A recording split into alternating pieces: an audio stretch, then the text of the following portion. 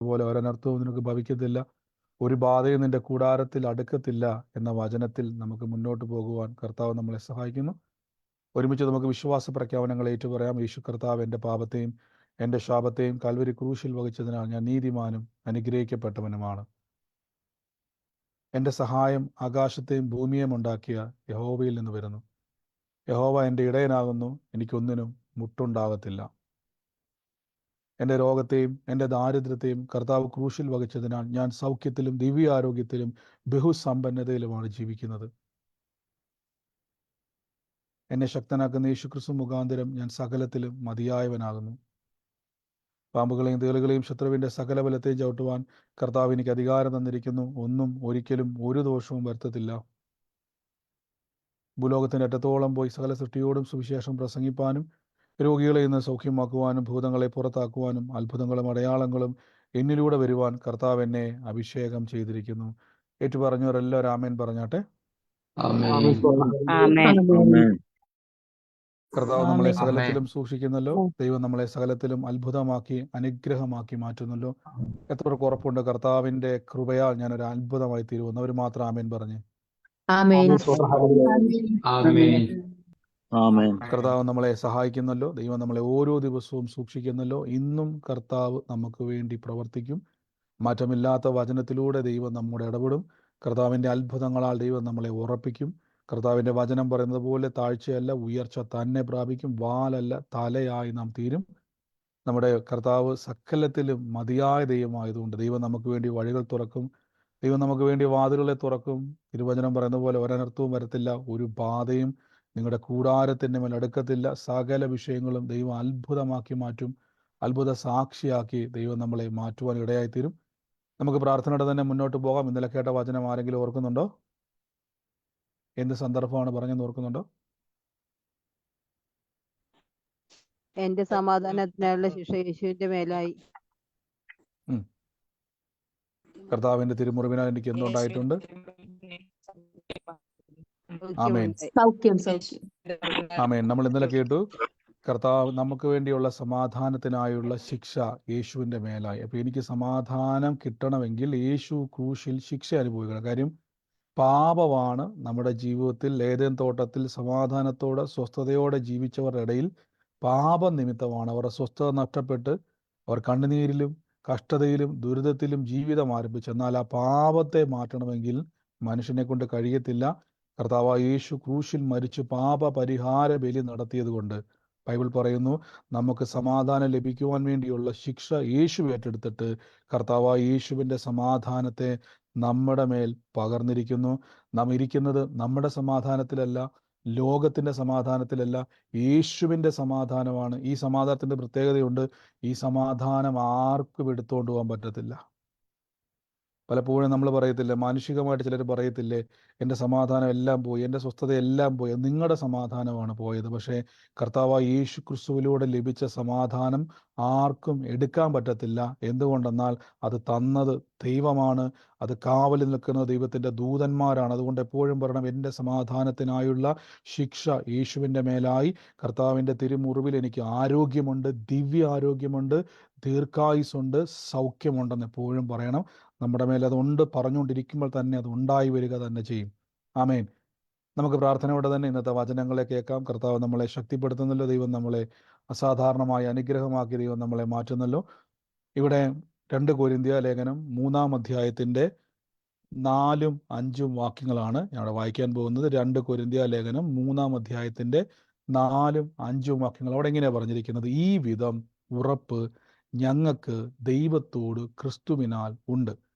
ഞങ്ങളിൽ നിന്ന് തന്നെ വരുന്നത് പോലെ സ്വയമായി വല്ലതും സങ്കല്പിപ്പാൻ ഞങ്ങൾക്ക് പ്രാപ്തരല്ല. ഞങ്ങളുടെ പ്രാപ്തി ദൈവത്തിൻ്റെ ദാനമത്രേ.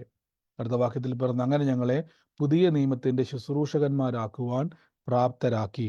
അക്ഷരത്തിൻ്റെ ശുശ്രൂഷയല്ല, ആത്മാവിൻ്റെ ശുശ്രൂഷകന്മാരത്രേ.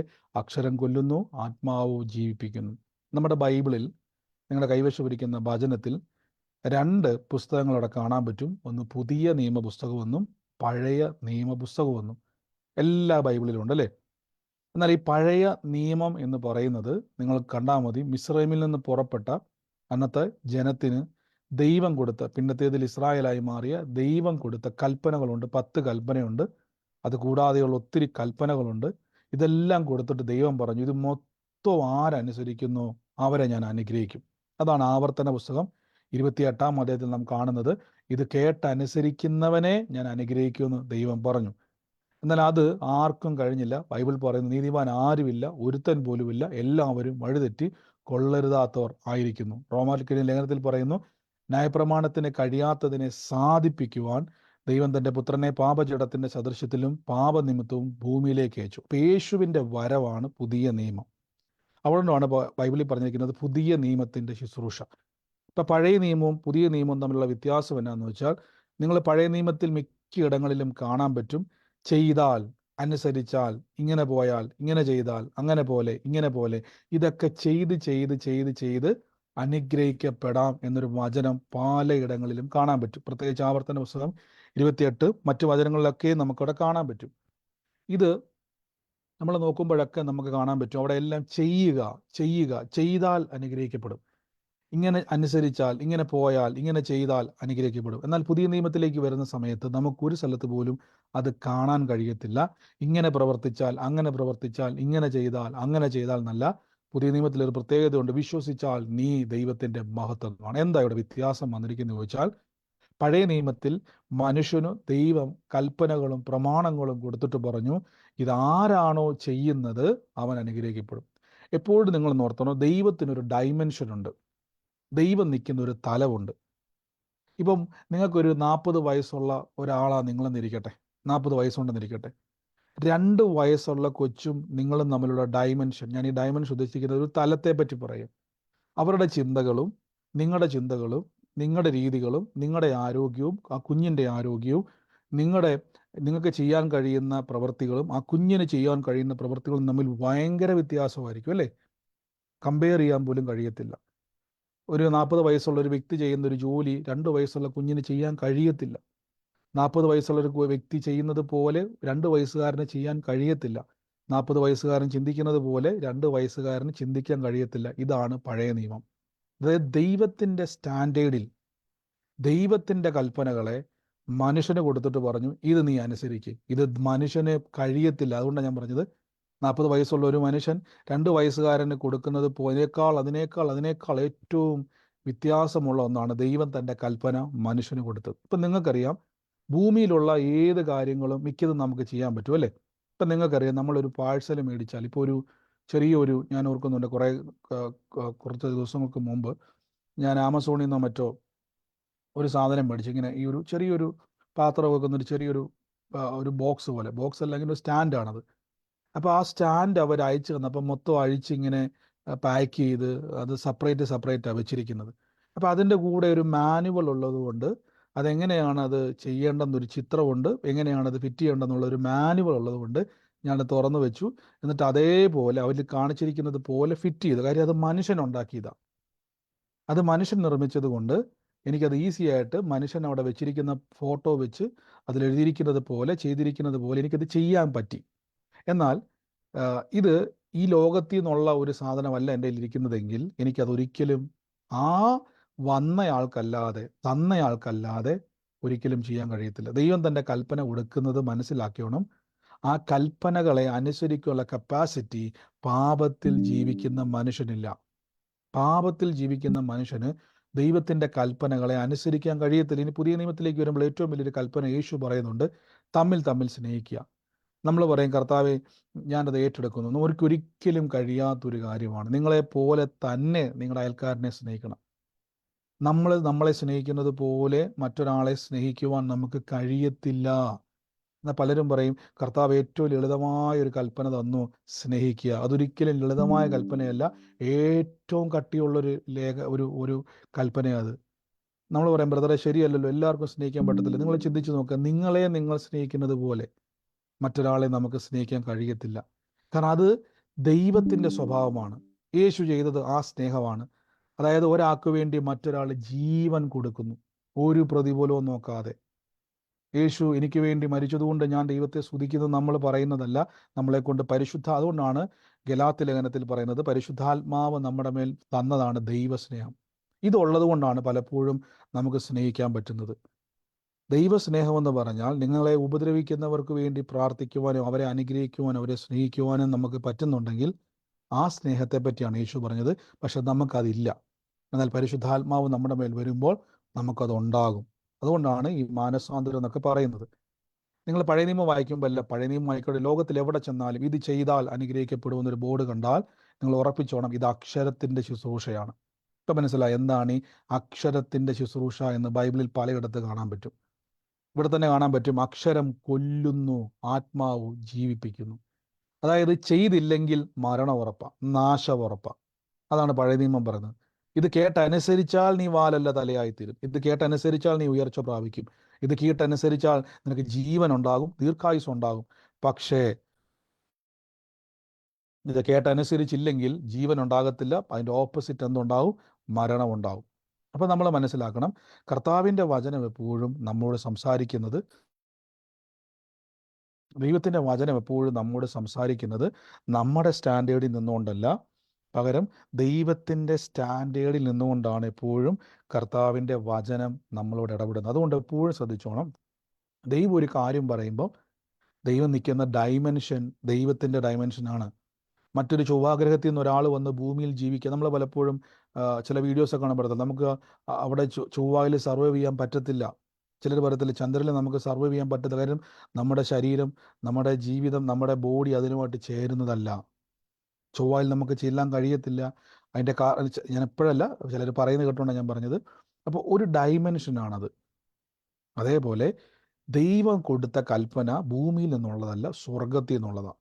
അതുകൊണ്ടാണ് ബൈബിൾ പറഞ്ഞിരിക്കുന്നത് എല്ലാവരും വഴിതെറ്റി കൊള്ളരുതാത്തവർ ആയിത്തീർന്നില്ല. ആർക്കും കംപ്ലീറ്റ് ചെയ്യാൻ പറ്റിയില്ല. ഈ 10 കൽപ്പന മാത്രമല്ല കേട്ടോ, 1200 ഉപകൽപ്പനകളും കൂടെ ഉണ്ട് അതിൻ്റെ അകത്ത്. യാഗങ്ങളുണ്ട്, അങ്ങനെ ഒത്തിരി കൽപ്പനകളുണ്ട്. ഒന്നിൽ തെറ്റിയ എല്ലാം പോയി.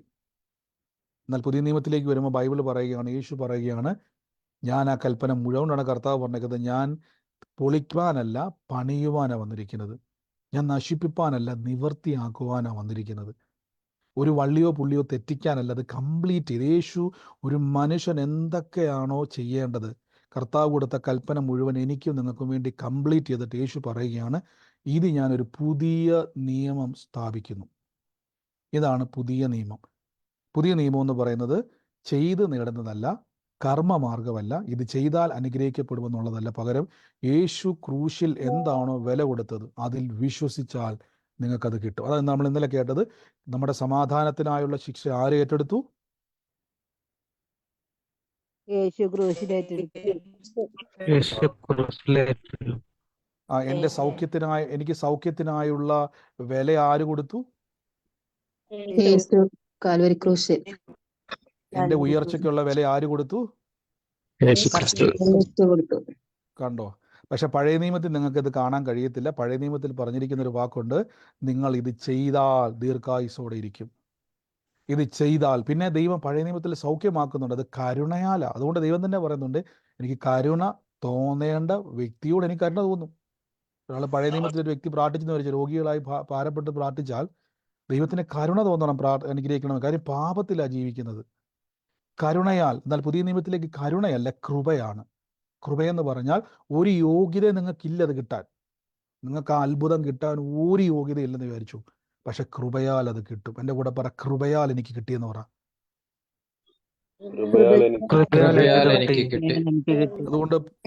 അതുകൊണ്ട് പുതിയ നിയമ വിശ്വാസി പറയണം, എൻ്റെ പ്രാർത്ഥനയുടെ കുറവോ എൻ്റെ വിശ്വാസത്തിൻ്റെ കുറവോ അല്ല, കൃപയാൽ കിട്ടുന്ന ഇതെല്ലാം. അയ്യോ ബ്രദർ, എനിക്ക് ഒത്തിരി കുറവുള്ളത് കൊണ്ടായിരിക്കും എനിക്കത് കിട്ടാത്തത് പറയരുത്.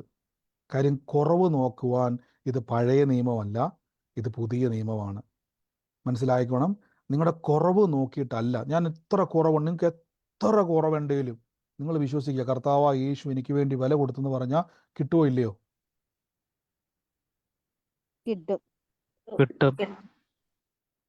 കിട്ടും. അതെന്നെ കിട്ടുമെന്ന് ഇത്ര ഉറപ്പ് പറയാൻ കാരണം എന്നാന്ന് വെച്ചാൽ യേശു വില കൊടുത്തത് കൊണ്ടാണ്. ഒരാള് നിങ്ങൾക്ക് വേണ്ടിയുള്ള, അതാണ് ബൈബിൾ പറഞ്ഞേക്കുന്നത്, നിങ്ങൾക്ക് വേണ്ടി യേശു മരിച്ചു എന്നാണ് പറഞ്ഞത്. നിങ്ങൾക്ക് വേണ്ടി. മനസ്സിലാകുന്നുണ്ടോ?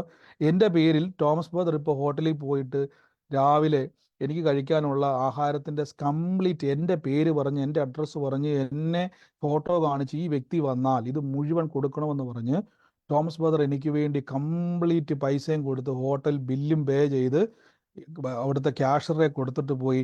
ഞാൻ അവിടെ ചെന്നിട്ട് പറയുക, അല്ലെങ്കിൽ ആ കടക്കാരൻ പറയുക, അതൊന്നും പറ്റത്തൊന്നുമില്ല, തനിക്ക് ഒത്തിരി കുറവുണ്ട്, തരാൻ പറ്റത്തില്ലെന്ന് പറയാൻ പറ്റുമോ? കടക്കാരന് പറയാൻ പറ്റുമോ? പറ്റില്ല. പറ്റത്തില്ല. ഇനി ഞാൻ പറയുക, എനിക്ക് ഒത്തിരി കുറവുണ്ട്, എനിക്ക് ഇനി ആഹാരം കഴിക്കാൻ പറ്റുമോ? എനിക്ക് പറയാൻ പറ്റുമോ? ഇല്ല. ഇതാണ് പുതിയ നിയമം. യേശു എനിക്ക് വേണ്ടി കാൽവരി. ഇതുകൊണ്ടാണ് ഇന്നലെ ഞാൻ വായിച്ച വാക്യത്തിൽ ശ്രദ്ധിച്ചായിരുന്നു, എൻ്റെ അതിക്രമ നിമിത്തം. ആ വാക്യം ആരെങ്കിലും ഓർക്കുന്നുണ്ടോ?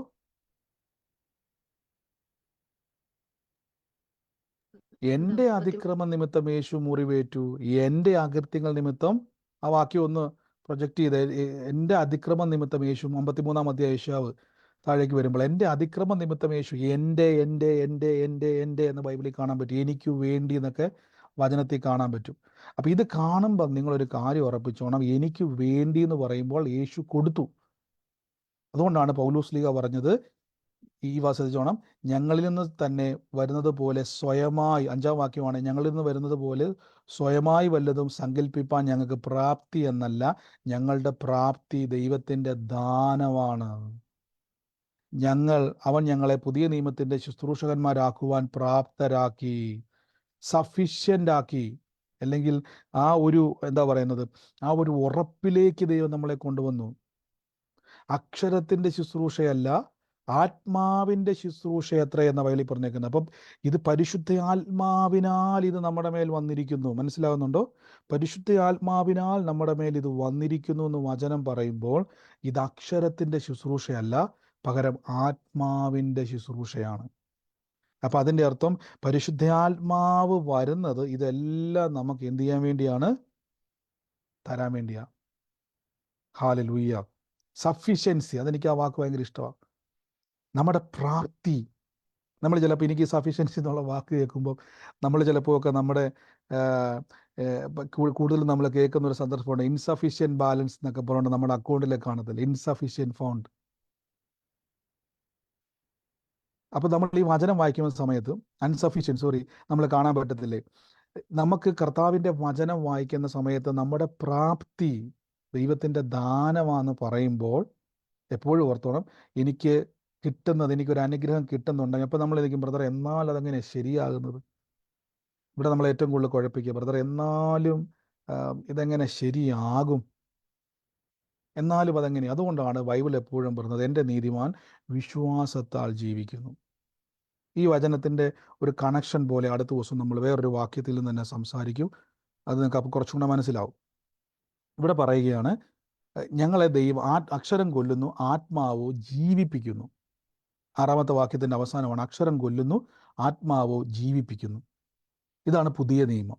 പുതിയ നിയമം എന്ന് പറയുമ്പോൾ വേഗത്തിൽ മനസ്സിലാക്കാൻ പറയാം. പുതിയ നിയമം വായിക്കുമ്പോഴൊക്കെയും അവിടെ കൃപ നിങ്ങൾ കാണണം. എന്താണ് ഈ കൃപയെന്ന് പറഞ്ഞാൽ? ഒരു യോഗ്യത ഇല്ലാത്തോടത്ത് എന്നെ യോഗ്യനാക്കുന്നതാ കൃപ. എനിക്കിത് കിട്ടാൻ ഒരു അർഹതയുമില്ല, പക്ഷെ കിട്ടും. അത് കിട്ടുമെന്നല്ല, കിട്ടിയിരിക്കുന്നു എന്നുള്ള വചനമാണ് ഇത്. ഞാൻ പറഞ്ഞല്ലോ, എൻ്റെ പേരിൽ എനിക്ക് വേണ്ടി തോമസ് ബ്രദർ ആഹാരത്തിനുള്ള പൈസ കൊടുത്തവിടെ ബില്ല് പേ ചെയ്തത് കൊണ്ട് ആ റെസീപ്റ്റ് മേശപ്പുറത്തിരിക്കുന്നിടത്തോളം കാലം ആ കടക്കാരൻ അത് തരാതിരിക്കാൻ പറ്റത്തില്ല. ഇനി എനിക്ക് അവിടെ ഇരുന്നുകൊണ്ട് എൻ്റെ കുറവും പറഞ്ഞുകൊണ്ടിരിക്കാൻ പറ്റത്തില്ല. വന്ന് കയറി ഭക്ഷിക്കുക. മനസ്സിലാകുന്നുണ്ടോ? അതുകൊണ്ടാണ് പുതിയ നിയമ വിശ്വാസത്തോട് പറയുന്നത്, കർത്താവായ യേശുവിൽ. അതുകൊണ്ട് യേശു പറഞ്ഞു, വിശ്വസിച്ചാൽ നീ ദൈവത്തിൻ്റെ മഹത്വം കാണും. ബൈബിൾ പറയുകയാണ്, എൻ്റെ പ്രാപ്തി ദൈവത്തിൻ്റെ ദാനം, അല്ലെങ്കിൽ ദൈവത്തിൻ്റെ ശക്തിയാണ് എൻ്റെ പ്രാപ്തി. അത് ദാനമായി. ഇപ്പോൾ ശ്രദ്ധിച്ച്, ദാനം എന്നുള്ള വാക്കുകൊണ്ടോ, ഗിഫ്റ്റാണത്. ഗിഫ്റ്റ് തരിക ദൈവം. ഈ ദിവസങ്ങളിൽ തീരുമാനിച്ചോണം, എൻ്റെ മുമ്പിൽ കർത്താവിൻ്റെ കൃപയാൽ ഞാൻ പ്രാപ്തിയോടെ എൻ്റെ വിഷയത്തിൻ്റെ മുമ്പിൽ നിൽക്കും. ഞാൻ ഇതിൽ തളർന്നോ പോകുകയില്ല. എന്തുകൊണ്ടെന്നാൽ കൃപയാൽ ഞാൻ ഇതിനെ മറികടക്കും. എനിക്ക് എവിടെയാണോ സ്ട്രെങ്ത് ആവശ്യമുള്ളത്, എനിക്ക് എവിടെയാണോ മുന്നോട്ട് പോകുവാൻ തടസ്സമായി അയോഗ്യതകളുള്ളത്, ഏത് വിഷയത്തിലാണോ, ദൈവം അവിടെ എല്ലാം വില കൊടുത്ത്. എൻ്റെ കൂടെ പറഞ്ഞോട്ടെ, എവിടെയാണോ തടസ്സം അത് മാറാനുള്ള വില യേശു കൊടുത്തെന്ന് പറ.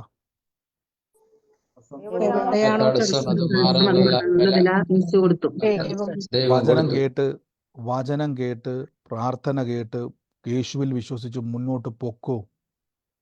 എവിടെയാണോ തടസ്സം, ആ തടസ്സത്ത് മാറാനുള്ള വില എന്ത്? നമ്മൾ ഇന്നലെ കേട്ടില്ലേ, എൻ്റെ സമാധാനത്തിനായുള്ള ശിക്ഷ യേശു കൊടുത്തു, എൻ്റെ സൗഖ്യത്തിനായുള്ള മുറിവ് യേശു ഏറ്റു, എൻ്റെ സാമ്പത്തിക അനുഗ്രഹത്തിന് വേണ്ടിയുള്ള ദാരിദ്ര്യം യേശു ചുമന്നു. 2 Corinthians 8:9. ശ്രദ്ധിച്ച്, എൻ്റെ പാപപരിഹാരത്തിനായുള്ള വില യേശു ക്രൂശിൽ കൊടുത്തു. 3-ാം അധ്യായം ഗലാത്യലേഖനം 3:14 പറഞ്ഞു, മരത്തിന്മേൽ തൂങ്ങുന്നതെല്ലാം ശപിക്കപ്പെടണം, യേശു എനിക്ക് വേണ്ടി ശാപമായി തീർന്നു. അങ്ങനെ നിങ്ങൾ ബൈബിൾ തപ്പിയാൽ മുഴുവനും കാണാൻ പറ്റും. എവിടെയൊക്കെയാണോ എനിക്ക് മുന്നോട്ട് പോകാൻ തടസ്സമായി, എനിക്ക് ജീവിക്കാൻ തടസ്സമായിരിക്കുന്നത്, അതിനൊക്കെയും തടസ്സത്തിന് വേണ്ട വില യേശു കൊടുത്തിട്ട് പറയുകയാണ്, അക്ഷരം കൊല്ലുന്നു, ആത്മാവോ ജീവിപ്പിക്കുന്നു. അപ്പം നിങ്ങൾ വചനം വിശ്വസിക്കുമ്പോൾ പേടിക്കേണ്ട, പരിശുദ്ധാത്മാവ് ബില്ലുവായിട്ടാണ് വരുന്നത്. എൻ്റെ കൂടെ പറഞ്ഞാട്ട്, പരിശുദ്ധാത്മാവ് ആ റെസീപ്റ്റുമായിട്ടാണ് വരുന്നത്. പറ, പരിശുദ്ധ ആത്മാവ് ആ റെസിപ്റ്റുമായിട്ടാണ് റെസിപ്റ്റുമായിട്ടാണ് വരുന്നത്. എന്ത് റെസിപ്റ്റ് ആണെന്നറിയാവോ? റെസിപ്റ്റുമായിട്ടാണ് വരുന്നത്. ഏത് റെസിപ്റ്റ് ആണെന്ന് വെച്ചാൽ കാൽവരി ക്രൂശിൽ യേശു കൊടുത്ത റെസിപ്റ്റ്. പരിശുദ്ധാത്മാവിൻ്റെ ഒറിജിനൽ ഉണ്ട്, അതിൻ്റെ ഒരു കോപ്പി നമ്മുടെ ഉണ്ട്. അതാണ് ബൈബിൾ. പുതിയ നിയമവിശ്വാസി ഒരു കോപ്പി ഒറിജിനൽ പരിശുദ്ധാത്മാവിൻ്റെ ഉണ്ട്. പരിശുദ്ധാത്മാവ് നോക്കുമ്പോൾ ആരാ വിശ്വസിച്ചേക്കുന്നത്? യേശു എനിക്ക് വേണ്ടി കാൽവരി ക്രൂശിൽ വില കൊടുത്തെന്ന് ആര് വിശ്വസിക്കുന്നു, അവരിലേക്ക് പരിശുദ്ധാത്മാവ് വന്നിട്ട് നോക്കും, കോപ്പി കയ്യിലുണ്ടോ. അപ്പം നിങ്ങളിലൊരു കോപ്പി ഉണ്ട്. നിങ്ങൾ നോക്കുമ്പോൾ കോപ്പി എന്താണെന്നറിയാവോ?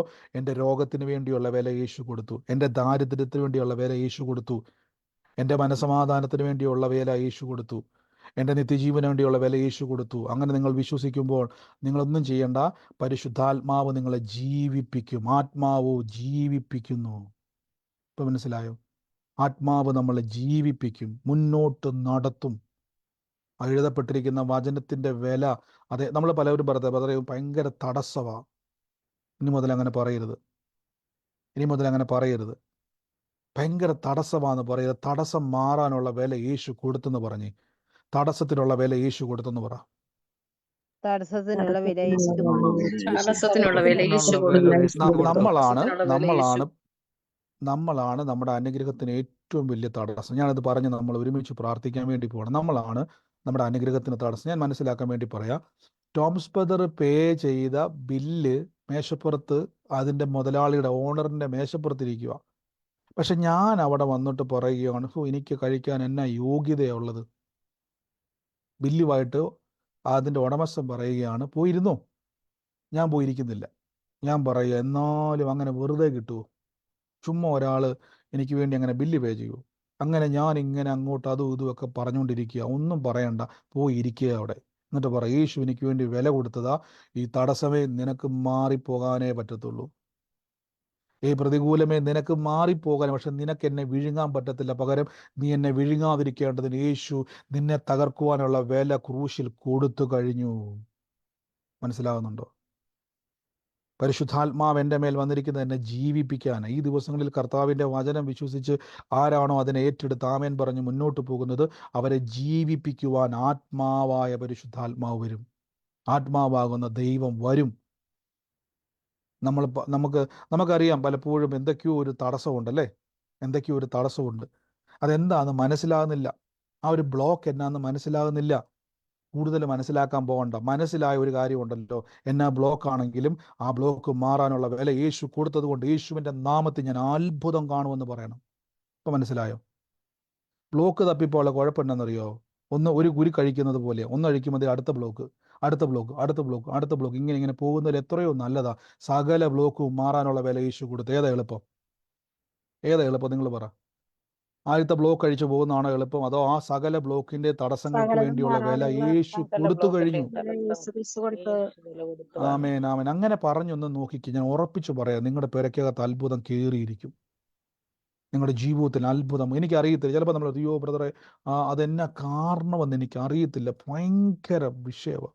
ഒത്തിരി കാരണങ്ങളുണ്ട്, ഒത്തിരി കാരണമുണ്ട്. എന്നാൽ ഞാൻ പറയുന്നു, കാരണം എത്ര ആയിക്കോട്ടെ, അതിൻ്റെ പ്രതിവിധി കിട്ടിയാൽ പോരെ. ഏതാ വേണ്ടത്? കാരണം തപ്പിപ്പോണോ അതോ അതിൻ്റെ പ്രതിവിധി കിട്ടിയാൽ? നമ്മൾ ആദ്യം ചാടിക്കടി പ്രതിവിധി പിടിക്കുന്നത്. കാര്യം എന്തുവാ? കാരണം അറിഞ്ഞില്ലെങ്കിലും കുഴപ്പമില്ല, അതിനുള്ള പ്രതിവിധി കിട്ടിയാൽ മതി. യേശു ക്രൂശിൽ എനിക്ക് വേണ്ടി വില കൊടുത്തത് കൊണ്ട്, ആമേൻ, വില കൊടുത്തത് കൊണ്ട്, കർത്താവെ പരിശുദ്ധാത്മാവിനാൽ ഞാൻ ജീവിക്കും. അക്ഷരം കൊല്ലുന്നു, ആത്മാവ് ജീവിപ്പിക്കുന്നു. ആമേൻ. അപ്പം ഇത് നമ്മൾ മനസ്സിലാക്കേണ്ട ഏറ്റവും വലിയ ഒരു മർമ്മമാണ്. ആത്മാവിനാൽ ഞാൻ ജീവിക്കും. പരിശുദ്ധാത്മാവ് എൻ്റെ ഉള്ളത്തിൽ വന്നത് എന്നെ ജീവിപ്പിക്കാനാണ്. പരിശുദ്ധാത്മാവ് എൻ്റെ ജീവിതത്തിൽ വന്നത് ഞാൻ ജീവിക്കാനാണ്. പരിശുദ്ധാത്മാവ് എൻ്റെ ജീവിതത്തിലേക്ക് വരുന്നത് യേശു. ഇത് നിങ്ങൾക്ക് അതുകൊണ്ടാണ് ഇനി മുതൽ പഴയ നിയമം നിങ്ങൾ വായിക്കുന്ന സമയത്ത് അവിടെ എവിടെയെങ്കിലും നിങ്ങൾ കാണുവാണ് ബൈബിളിൽ ഒരു അനുഗ്രഹം കിട്ടാൻ വേണ്ടി ഇങ്ങനെ ചെയ്താൽ എന്ന് പറഞ്ഞാൽ അതിൻ്റെ പുറകെ പോകരുത്. അത് നോക്കിയിട്ട് വേണം ഈ അനുഗ്രഹം എനിക്ക് കിട്ടാൻ വേണ്ടി യേശു ക്രൂശിൽ കൊടുത്തു. അതായത് പഴയ നിയമത്തിലെ അനുഗ്രഹങ്ങളും പുതിയ നിയമത്തിലെ അനുഗ്രഹവും രണ്ടും ഇപ്പം എൻ്റെ മേലുണ്ട്. പക്ഷെ അതെങ്ങനെയാണ് ഞാൻ കാണുന്നത് വെച്ച് കഴിഞ്ഞാൽ ഇന്ന് നമ്മൾ കേട്ട് വിളിച്ചു വരുത്തണം, പറയണം, കർത്താവേ ഒരു കോപ്പി എൻ്റെ കയ്യിലുണ്ട്. യേശു ക്രൂശിൽ കൊടുത്ത് സകല വലിയ അനുഗ്രഹം എനിക്ക് കിട്ടാൻ വേണ്ടി ഉയർച്ച പ്രാപിക്കുമെന്ന് പറഞ്ഞാൽ അതിന് തടസ്സമായി നിൽക്കുന്നതെല്ലാം മാറിപ്പോകാനുള്ള വില യേശു കൊടുത്ത് എപ്പോൾ പറയണം, ഞാൻ ഉയർച്ച തന്നെ പ്രാപിക്കുമെന്ന് പറഞ്ഞാൽ അപ്പം തന്നെ പരിശുദ്ധാത്മാവ് നമ്മുടെ ജീവിതത്തിലേക്ക് വന്നിട്ട് ആ വചനത്തിൻ്റെ ശക്തിയെ എൻ്റെ ജീവിതത്തിലേക്ക് അങ്ങ് വെളിപ്പെടുത്തും. ഉറപ്പായിട്ടും വെളിപ്പെടുത്തും. ഉറപ്പായിട്ടും അത് സംഭവിക്കും. ഉറപ്പായിട്ടും നിങ്ങളുടെ ജീവിതത്തിൽ അത് കാണുവാനും അനുഭവിക്കുവാനും പരിശുദ്ധ ആത്മാവിനാൽ ഇടയായിത്തീരും. ആമേൻ. അതുകൊണ്ട് ഈ ദിവസങ്ങളിൽ തിരിച്ചറിഞ്ഞോണം, കർത്താവ് എൻ്റെ കൂടെ ഉള്ളതുകൊണ്ട്, ദൈവത്തിൻ്റെ പ്രവൃത്തി എൻ്റെ കൂടെ ഉള്ളതുകൊണ്ട് ബ്ലോക്കാന്ന് പറഞ്ഞ് നിൽക്കരുത്. എത്ര ബ്ലോക്ക് ഉണ്ടെങ്കിലും നമ്മൾ നോക്കുമ്പോൾ മുഴുവൻ തടസ്സമായിരിക്കും. തടസ്സത്തിൻ്റെ പുറകെ പോകാതെ ആ തടസ്സം മാറാനുള്ള വില യേശു കൊടുത്തുകൊണ്ട് ഞാൻ യേശുവിൻ്റെ നാമത്തിൽ മുന്നോട്ട് പോകും. അത്ഭുതം കാണും, ദൈവപ്രവൃത്തി കാണും. യേശുവിനെ എങ്ങനെയാണെന്ന് എനിക്കറിയത്തില്ല, പക്ഷെ ഞാൻ അസാധാരണമായ കാര്യങ്ങൾ കാണാൻ പോവുകയാണ്. മുന്നോട്ട് പോകണം. നമുക്ക് ഒരുമിച്ച് പ്രാർത്ഥിക്കാം. എൻ്റെ കൂടെ ഇന്ന് പ്രാർത്ഥിച്ച്, യേശുവേ കർത്താവിൻ്റെ വലിയ കൃപ എൻ്റെ കൂടെ ഉണ്ടല്ലോ. എല്ലാവരും പ്രാർത്ഥിച്ച്, കർത്താവേ അങ്ങ് എൻ്റെ കൂടെ ഉണ്ടല്ലോ, അങ്ങയുടെ കൃപ എൻ്റെ കൂടെ ഉണ്ടല്ലോ. യേശുവിൻ്റെ നാമത്തിൽ എല്ലാവരും ഒന്ന് പ്രാർത്ഥിച്ച്, ഇത് കർത്താവ് എനിക്ക് വേണ്ടി വില കൊടുത്തു. 1-2 മിനിറ്റുള്ളെന്ന് പറഞ്ഞിട്ട് കർത്താവ് എനിക്ക് വേണ്ടിയുള്ള വില കൊടുത്തു. എൻ്റെ നിത്യജീവന് വേണ്ടി, നിത്യരക്ഷയ്ക്ക് വേണ്ടി, എൻ്റെ ആരോഗ്യത്തിന് വേണ്ടി, എൻ്റെ സമ്പന്നതയ്ക്ക് വേണ്ടി, എൻ്റെ സാമ്പത്തിക അനുഗ്രഹത്തിന് വേണ്ടി, എൻ്റെ ആരോഗ്യത്തിന് വേണ്ടി, എൻ്റെ ജീവന് വേണ്ടി, എൻ്റെ തലമുറകൾക്ക് വേണ്ടി, എൻ്റെ കുടുംബത്തിന് വേണ്ടി ഞാൻ എവിടെ ചെന്നാലും സാക്ഷിയാകുവാൻ യേശുവെ ഉയർച്ച തന്നെ ഞാൻ പ്രാപിക്കത്തുള്ളൂ. ഞാൻ താഴ്ച പ്രാപിക്കത്തില്ല. ഞാനൊരു അനുഗ്രഹമാണ്. ഞാൻ അനുഗ്രഹം അനുഭവിക്കുവാൻ വിളിക്കപ്പെട്ടവൻ. യേശു എനിക്ക് വേണ്ടി വില കൊടുത്തു. എപ്പോഴും കുറച്ച് മിനിറ്റുകൾ മ്യൂട്ട് മാറ്റേണ്ട. നിങ്ങളായിരിക്കുന്ന സ്ഥലത്തിൽ നിന്നുകൊണ്ട് പറ, യേശു എനിക്ക് വേണ്ടി ക്രൂശിൽ വില കൊടുത്തു. എനിക്ക് വേണ്ടി സകലതും വില കൊടുത്തു. ഞാനൊരു അനുഗ്രഹമായി തീരുവാൻ യേശു വില കൊടുത്തു. ഞാനൊരു അത്ഭുതമായി തീരുവാൻ യേശു വില കൊടുത്തു. ഞാൻ അനേകരുടെ നടുവിൽ യേശുവിൻ്റെ സാക്ഷി ആകുവാനുള്ള വില യേശു കൊടുത്തു. ഞാൻ തകർന്നു പോകാതിരിക്കുവാൻ യേശു എനിക്ക് വേണ്ടി വില കൊടുത്തു. ഞാൻ നശിച്ചു പോകാതിരിക്കുവാൻ യേശു എനിക്ക് വേണ്ടി ക്രൂശിൽ വില കൊടുത്തു. ഞാൻ നിന്ദിക്കപ്പെടാതിരിക്കുവാൻ യേശു വില കൊടുത്തു. ഞാൻ അത്ഭുതമായി തീരുവാൻ യേശു എനിക്ക് വേണ്ടി വില കൊടുത്തത് കൊണ്ട് ഞാനൊരു അത്ഭുതമാണ്. യേശുവേ ആരാധന. ഞാൻ അത്ഭുതമാണ്. കർത്താവിൻ്റെ നാമത്തിൽ ഞാൻ അത്ഭുതമാണ്.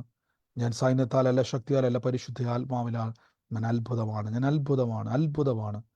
എന്നെല്ലാവരും ഒന്ന് പ്രാർത്ഥിച്ചു. രോഗികളായി ഭാരപ്പെടുന്നവർ പറ, എൻ്റെ രോഗത്തിന് വേണ്ടിയുള്ള വില യേശു കൊടുത്തു. എൻ്റെ ആന്തരിക അവയവങ്ങളുടെ സൗഖ്യത്തിന് വേണ്ടിയുള്ള വില യേശു കൊടുത്തു. എൻ്റെ ആരോഗ്യത്തിന് വേണ്ടിയുള്ള വില യേശു കൊടുത്തു. സാമ്പത്തിക ഞെരുക്കത്തിരിക്കുന്നവർ ഇങ്ങനെ തന്നെ പറ, ഒന്നും നോക്കണ്ട, ആരെയും മൈൻഡ് ചെയ്യണ്ട, കാരണം അന്വേഷിക്കേണ്ട. പറ, ഞാൻ ഇന്ന് അനുഭവിക്കുന്ന ഞെരുക്കത്തിൻ്റെ അകത്തുനിന്നും വാരി വിതറി കൊടുക്കുന്ന വിശാലതയ്ക്ക് വേണ്ടിയുള്ള വില യേശു കൊടുത്തു കഴിഞ്ഞു. ഞാൻ സമ്പന്നനാണ്. അങ്ങനെ തന്നെ പറ, ഞാൻ സമ്പന്നനാണ്. ഞാൻ ദിവ്യ ആരോഗ്യത്തിലിരിക്കുകയാണ്. ഞാൻ സമാധാനത്തിലിരിക്കുകയാണ്. ഞാൻ സന്തോഷത്തിലിരിക്കുകയാണ്. ഇങ്ങനെ പറയുമ്പോൾ അതെല്ലാം പൊങ്ങി വരും. ഞാൻ അത്ഭുതത്തിലിരിക്കുകയാണ്. ഞാൻ തകർന്നു പോകത്തില്ല. ഞാൻ നശിച്ചു പോകത്തില്ല. ഞാൻ ഉയർച്ച പ്രാപിക്കും. ഞാൻ ദൈവത്തിൻ്റെ സാക്ഷിയായിത്തീരും. ഒരു പിശാചും എന്നെ തൊടാൻ പറ്റത്തില്ല. ഒന്നും ഒരിക്കലും ഒരു ദോഷവും എനിക്ക് വരുത്തത്തില്ല. നന്ദി കർത്താവേ, ആരോഗ്യത്തിന് നന്ദി, സൗഖ്യത്തിന് നന്ദി, ആ ബ്ലഡിലെ കൗണ്ടുകളൊക്കെയും നോർമലായ കൃപയ്ക്ക് നന്ദി, ആന്തരിക അവയവങ്ങൾ പുതിയത് സൃഷ്ടിക്കപ്പെട്ടതിന് നന്ദി. എല്ലാ അവയവങ്ങളും പുതുക്കം പ്രാപിക്കട്ടെ, ആരോഗ്യം വരട്ടെ, സാമ്പത്തിക നന്മകൾ ഉണ്ടാകട്ടെ, ജീവിതത്തിൻ്റെ അകത്ത് ഇതുവരെ കാണാത്ത പുതുവഴികൾ തുറന്നു വരട്ടെ, സമാധാനം, മനസ്സമാധാനം നിറയട്ടെ, സന്തോഷം നിറയട്ടെ, വരുമാന മാർഗങ്ങൾ വർദ്ധിക്കട്ടെ, പ്രമോഷനുകൾ ഉണ്ടാകട്ടെ, ഉയർച്ച ഉണ്ടാകട്ടെ. കർത്താവിൻ്റെ നാമത്തിൽ പ്രാർത്ഥിച്ച് അനുഗ്രഹിക്കുന്നു, യേശുവിൻ്റെ നാമത്തിൽ തന്നെ. ആമേൻ. ആമേൻ. സ്തോത്രം. ആമേൻ. കർത്താവ് നമ്മളെ അനുഗ്രഹിക്കുമാറാകട്ടെ. ദൈവത്തിൻ്റെ വലിയ കൃപ നമ്മുടെ കൂടെ ഉണ്ടല്ലോ. എല്ലാ മേഖലയിലും കർത്താവ്, നമ്മൾ ഈ വചനങ്ങൾ എപ്പോഴും കേൾക്കുമ്പോൾ ഓർത്തോണം, ഞാൻ പുതിയ നിയമ വിശ്വാസിയാണ്. പുതിയ നിയമ വിശ്വാസ പ്രത്യേകത എന്ന് പറഞ്ഞാൽ യേശു കൊടുത്ത വിലയിൽ വിശ്വാസത്താൽ മുന്നോട്ട് പോകുന്നവർ. അതുകൊണ്ടാണ് ബൈബിളിൽ മുഴുവനും പുതിയ നിയമത്തിൽ വിശ്വാസത്താൽ, വിശ്വാസം വിശ്വാസം വിശ്വാസം വിശ്വാസം എന്ന വാക്ക് ബൈബിൾ പുതിയ നിയമത്തിൽ നിങ്ങൾ എവിടെ നോക്കിയാലും കാണാൻ പറ്റും. എൻ്റെ കാര്യം മനസ്സിലായോ? വിശ്വസിക്കുക എന്ന് പറഞ്ഞാൽ കൊടുത്ത വില കിട്ടിയെന്ന് വിശ്വസിച്ചോണം. യേശു എനിക്ക് വേണ്ടി വില കൊടുത്തു, ഞാൻ വിശ്വസിക്കുന്നു. എൻ്റെ അത്ഭുതത്തിനുള്ള വില യേശു കൊടുത്തു, വിശ്വസിച്ചു. കർത്താവേ അത്ഭുതം ഉണ്ടാകണമെന്നല്ല, അത്ഭുതം ഉണ്ടായിരിക്കും, കാര്യം വില കൊടുത്തു. റെസിപ്റ്റ് കയ്യിൽ വെച്ചോണം ബൈബിള്. ആമേൻ. നമുക്ക് പ്രാർത്ഥനയോടെ മുന്നോട്ട് പോകാം. ഈ സമയത്ത് ആർക്കെങ്കിലും സാക്ഷ്യം, പ്രാർത്ഥന വിഷയമല്ല, സാക്ഷ്യങ്ങൾ പറയാനുണ്ടെങ്കിൽ നമുക്ക് ഒരുമിച്ച് സാക്ഷ്യങ്ങളെ കേൾക്കാം. ആരെങ്കിലും ഉണ്ടെങ്കിൽ പറഞ്ഞാട്ടെ.